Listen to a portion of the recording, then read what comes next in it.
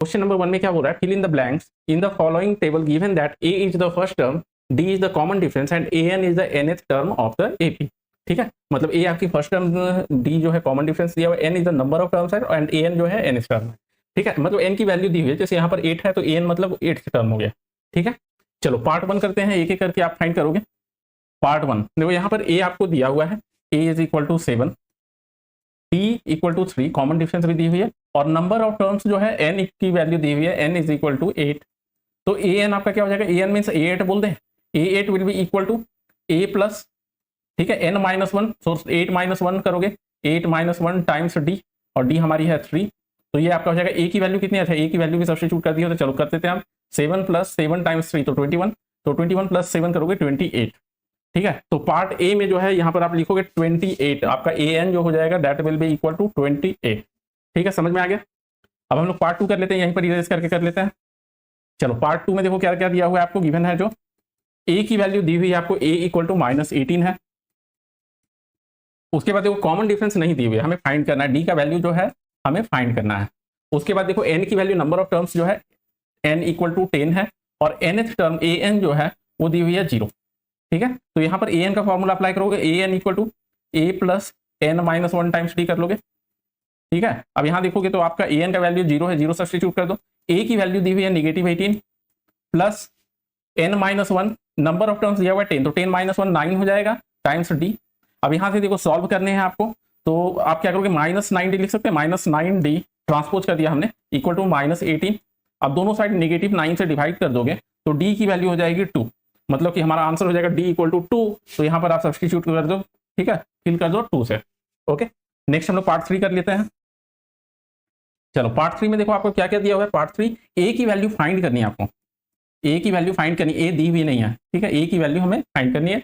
Common difference दिया हुआ है देखो पार्ट 3 में -3, d equal to -3, number of terms भी दी हुई है, एन इज इक्वल टू 18, और क्या दिया हुआ है आपको, लास्ट टर्म जो है nth term that is a N equal to -5, है ना, -5।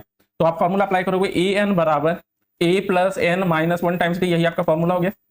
ठीक है, अब इधर देखो ए एन की वैल्यू दी हुई है -5 इक्वल टू, ए तो हमें मालूम नहीं है, ए को ए ही लिख लो आप, एन माइनस 1 करोगे तो एन की वैल्यू 18 है, 18 माइनस 1 आपका हो गया 17, और डी की वैल्यू -3 है, तो टाइम्स -3 कर लोगे। ठीक है, अब क्या करोगे, यहाँ से आप -a करो, ट्रांसपोज करोगे तो -5 -a लिख सकते हैं, इक्वल टू -51, सॉरी -51 हो जाएगा, 17 टाइम्स 3 इज -51।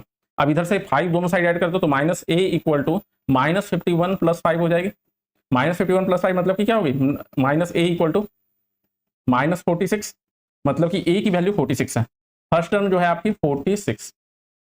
ठीक है, अब यहाँ पर आप लिख लोगे 46, यही आपका आंसर हो गया 46। ठीक है, चलो नेक्स्ट पार्ट कर लेते हैं, पार्ट 4। ठीक है, एक ही सवाल में देखो अलग अलग सब चीज मिसिंग है, आपको सारे कंसेप्ट आ जाएंगे। पार्ट 4 में देखो ए की वैल्यू दी हुई है -18.9, ए इक्वल टू -18.9 आपको दिया हुआ है। दूसरा डी भी दिया हुआ है, कॉमन डिफरेंस जो है आपकी दैट इज 2.5। नेक्स्ट आपका एन की वैल्यू फाइंड करनी है, नंबर ऑफ टर्म्स यहाँ पर दी हुई नहीं है, तो एन की वैल्यू आपको फाइंड करनी है।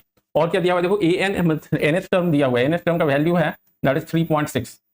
ठीक है, तो फॉर्मूला अप्लाई करो आप, ए एन बराबर ए प्लस एन माइनस 1, ठीक है, n minus 1 multiplied by d, यही है। अब वैल्यू सब्स्टिट्यूट करो, ए एन का देखो वैल्यू है 3.6 बराबर ए आपका दिया हुआ है -18.9